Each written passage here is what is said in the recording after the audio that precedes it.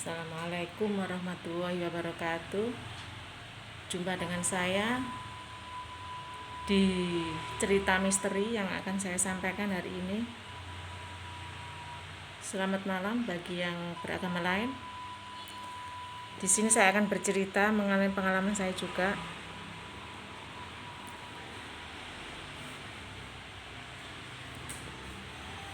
Di pengalaman saya ini saya akan di bulan Suro ini ya, masih Suro ya. Banyak misteri-misteri ya yang terjadi. Banyak orang yang istilahnya memandiin keris dan lain-lain ritual-ritual, tapi saya enggak seperti itu. Saya hanya membagikan cerita saya, pengalaman saya kepada Anda semuanya. Nah, pengalaman itu benar-benar saya alami. Sekitar bulan berapa ya? Sekitar awal tahun 2020 saya pernah mengalami, saya pernah mau istilah disantet ya, santet orang yang berasal dari dukun Banyuwangi. Nah, ceritanya kayak apa kok sampai saya mau dicelakain, ya nggak tahu. Mungkin saya habis ngobatin orang, terus saya yang jadi sasaran, biasanya gitu. Setelah ngobati orang berhasil, si dukun itu mungkin enggak terima ya, mungkin ingin jajal ya kemampuan saya kayak di mana, kok bisa ya mengembalikan santet dia kepada dia gitu. Saat malam itu, malam Kamis malam Jumat, saya tuh berbau bunga. Saya bau bunga di rumah saya. Kok bau bunga sih? Bau menyan. Bau menyan yang sangat menyengat. Tapi menyannya tuh menyannya enak, bukan menyannya enggak enak. Menyannya itu enak, tapi menyan tuh. Menyan yang mahal itu kayaknya. Saya sih enggak pernah tahu menyan, tapi rasanya ku seger gitu loh. Menyannya itu enggak ada yang menyan yang rasanya enggak enak, baunya ada yang enak, itu enak. Mungkin mahal menyannya ya. Wow, habis maghrib, terus akhirnya kok nggak enak. Saya terawang bersama rekan saya itu, ternyata saya mau dikerjain seseorang ya, ternyata dukun dari Banyuwangi. Nah, dukun ini dukun yang sakti. Dari dukun-dukun Banyuwangi yang sakti, dia lebih sakti gitu loh. Sampai jin-jin yang lain yang pernah saya lewat gitu, saya tanyai, dukun ini siapa di Banyuwangi itu? Oh, itu dukun sakti. Saya aja nggak berani gitu. Oh gitu ya, oke, itu dukun yang paling sakti itu di Banyuwangi, katanya begitu. Oke, saya tunggu aja. Nah, ternyata setelah di Terawang jarak jauh, saya ini mau disantet atau disantet lewat boneka ya, boneka jerami kelihatan. Nah, habis maghrib itu boneka jeraminya itu sama si dukun itu di atas namakan saya. Terus boneka jeraminya ini dimandikan kembang jurupa. Setelah itu ditaruh, karena nanti setengah malam boneka itu mau dikerjakan. Mau dikerjakan untuk saya, untuk mau menyakiti saya. Oke. Bau menyan itu enggak hilang-hilang. Terus sampai tengah malam tambah kuat baunya itu, kemebel sampai dalam rumah sekali. Akhirnya juga anak-anak saya, suami saya tolong wangono melek anakku. Saya jaga anak-anak, kan di rumah ada cucu ya, takutnya nanti kena cucu saya, kena siapa, ayo melekan gitu, jangan tidur. Nanti takutnya ini nyasar ke anak-anak saya gitu. Jaga ya, dijaga, jangan tidur. Saya juga nggak tidur waktu itu. Selanjutnya yaitu saya melek aja terus sampai malam hari. Kayak apa sih rasanya, santai tak kenen. Saya diem aja, pokoknya saya itu nggak tidur. Saya sih nggak terasa apa-apa sih, nggak terasa apa-apa sama sekali, hanya bau menyan aja saat itu.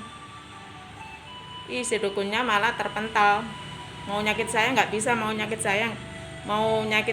saya misal lewat boneka itu kayaknya nggak bisa, terpental terus dia, terjungkil balik ya nggak karu-karuan, terpental jungkir balik, muntah-muntah yaitu. Tapi saya nggak terasa apa-apa, memang benar saya nggak terasa apa-apa. Mungkin itu sudah Allah sudah melindungi saya ya, Allah sudah melindungi saya. Dan akhirnya paginya dia ngomong sama yang nyuruh itu, wah sudah nggak bisa Bu, sudah nggak bisa, ini orang ini kayak ada pelindungannya gitu, bilang sama orang itu. Dan tak tahulah siapa ya yang kok si dukun ini kok nyerang saya. Mungkin saat saya ngobati orang apa itu, atau orang iri terhadap saya nggak tahu juga. Saya tahu orangnya sih, tapi saya nggak tahu, nggak akan saya nggak akan mengungkap ini rahasia ya. Biar aja dia yang nanti dapat karmanya, biar aja Tuhan yang membalasnya. Saya nggak akan dendam, walaupun saya disakiti, saya nggak akan dendam. Walaupun disakiti secara nggak apa ya, nggak real ya istilahnya, lihat belakangnya, tapi saya sedikit pun nggak dendam sama dia, sama orang itu nggak akan dendam. Biar aja saya maafkan, walaupun dia belum minta maaf, saya maafkan. Saya nggak apa-apa, saya anggap aja mereka tidak tahu ya, mereka tidak tahu, mereka ya tidak tahu lah. Saya maafkan aja perbuatan orang-orang yang pernah menyakiti saya. Biarlah Tuhan yang menjalasnya nanti. Itu nanti ada karmanya sendiri kok. Itulah cerita-cerita yang pernah saya alami, memang itu cerita betul ya, cerita benar itu. Dan pernah saya itu juga ada lagi, pernah ngobati anak ya. Anak itu sudah rumah tangga, sudah punya anak, kira-kira umurnya masih 22 lah. Nah, anak ini biasanya sama anaknya itu punya anak kecil ya, anak kecil itu sayang. Terus tiba-tiba nggak sayang gitu loh, malah pernah di mukanya disuntik kepalanya disuntik bubur panas itu anaknya itu kan bahaya kan, katanya bukan anaknya gitu. Dia suka menyendiri dan di pojok melintir rambutnya ya, kayak orang gangguan ya, kayak orang gangguan jiwa kalau di psikiater ya kayak begitu. Tetapi dia sudah ngobatkan ke orang pintar, ke yang lain juga nggak sembuh. Akhirnya saya ke sana, saya terpanggil untuk datang. Saya terpanggil bener untuk datang. Saat itu dia melihat saya, anak itu melihat saya. Saya lihat, Kak, kayak duduk kamu sih, kamu itu kayak duduk kamu, tak gitu kan. Akhirnya nangis, anak itu nangis. Terus saya malah kuat, ini bukan dia, ini sosok bukan dia. Siapa kamu, tak gitu kan. Anak itu tak gitu kan, anak yang sakit tadi. Siapa kamu? Saya hanya disuruh. Nangis dia, melihat saya aja nangis dia, nangis. Saya hanya disuruh. Anak itu bilang begitu. Siapa yang nyuruh kamu? Nggak mau bilang, pokoknya nggak mau bilang, ini rahasia ya. Saya tahu orangnya tapi saya nggak mau bilang, ini rahasia ya. Saya nggak tahu pokoknya gitu. Saya hanya disuruh. Ternyata suruhan itu adalah rekanan bisnis bapaknya. Nah, rekanan bisnis ayahnya yang iri kepadanya gitu. Terus mau intinya ngantem bapaknya kena anaknya, karena anak itu lemah gitu loh. Anak ini lemah. Nah, itulah biasanya santet itu begitu. Orang tua yang disantet kadang tuh kena anaknya atau suaminya atau yang lain yang punya posisi lemah gitu. Posisi lemah, entah lemah mental, lemah down, sering down, atau fisiknya lemah, itu kena gitu. Santet itu nyasar gak kena bapaknya, kena anaknya, kena bojone, kena sembarang wis gitu. Akhirnya itu kena anaknya. Nah, saat itu ya itu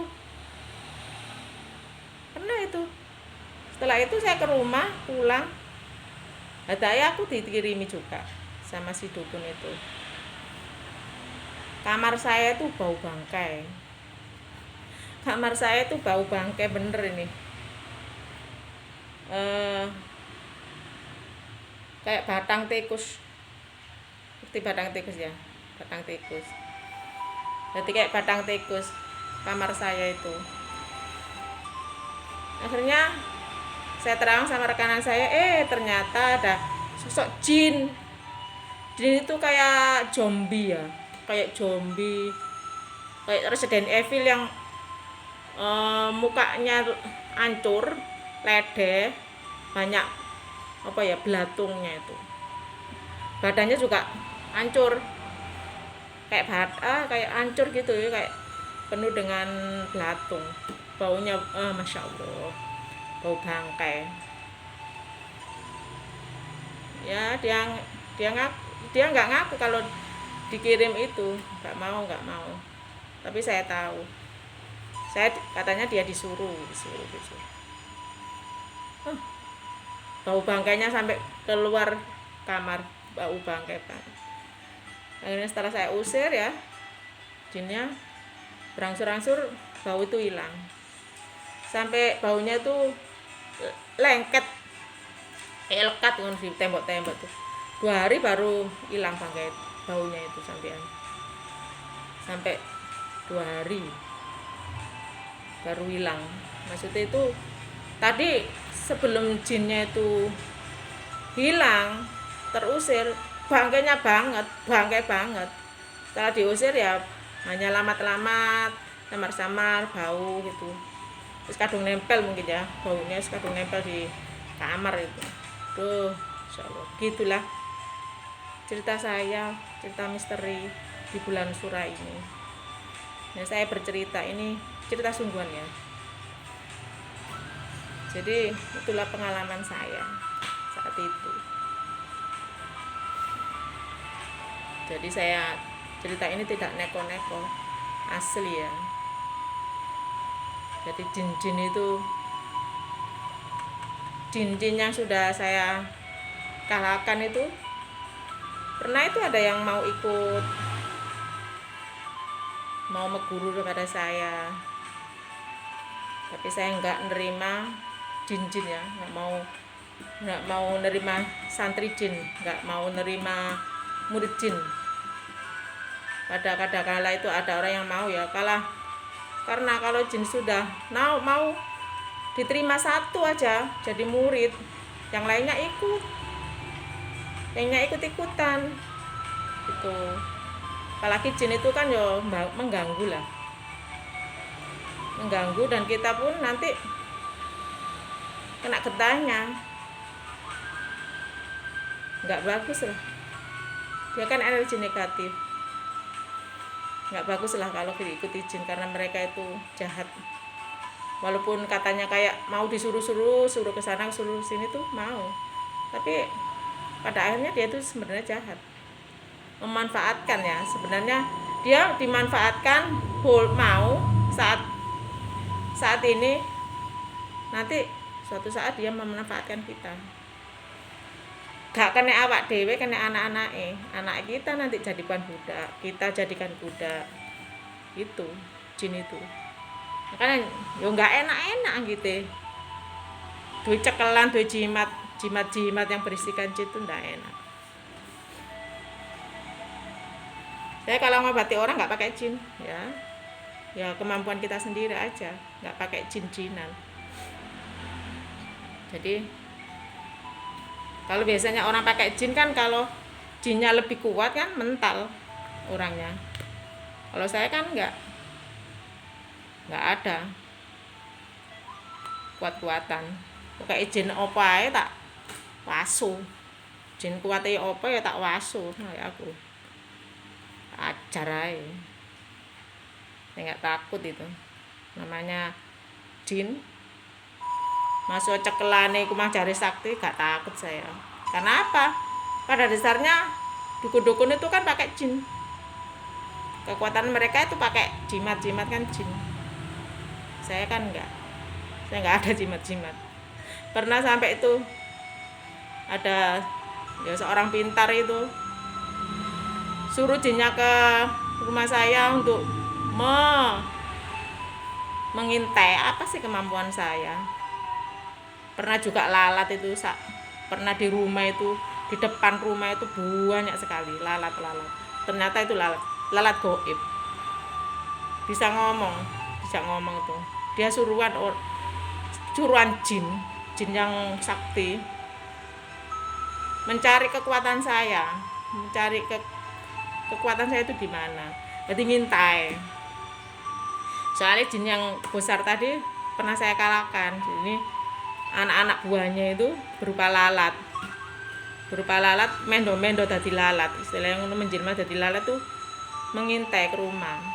Di depan rumah itu waktu saya pulang kerja itu banyak lalat, nggak sebelah ini dewe dari ini bangku, nggak, biasanya nggak ada seperti itu, lalat itu nggak pernah ada seperti itu. Tapi di rumah saya waktu itu banyak, di tembok-tembok, loh kok banyak lalat ya, ngaren kan gitu saya.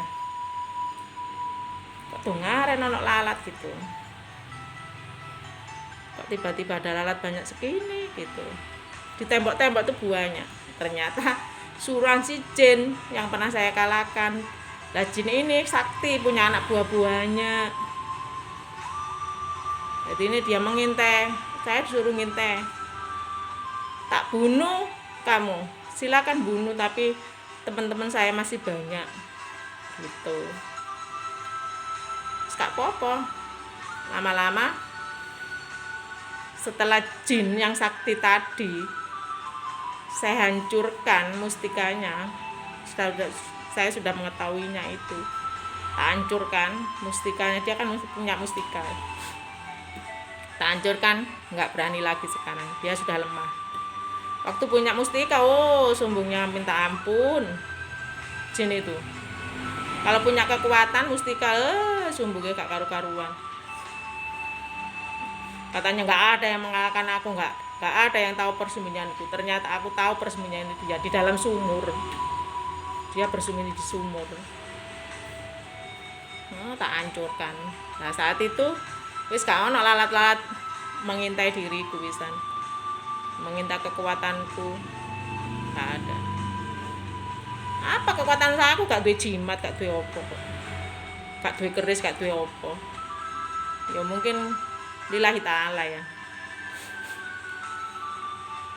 Orang kan punya kemampuan sendiri-sendiri ya. Saya, kekuatan saya, kemampuan saya nggak pakai jin, nggak pakai jimat, nggak pakai apa. Lillahi ta'ala. Demikian cerita yang saya sampaikan hari ini. Mungkin saya akan bercerita lagi pengalaman-pengalaman saya yang lebih heboh, banyak lagi, banyak misteri-misteri yang saya akan ceritakan kepada dulur-dulur, konco-koncoku kabeh. Mungkin barangkali ada kesamaan atau memper-memper ya ceritanya. Demikian, wassalamualaikum warahmatullahi wabarakatuh.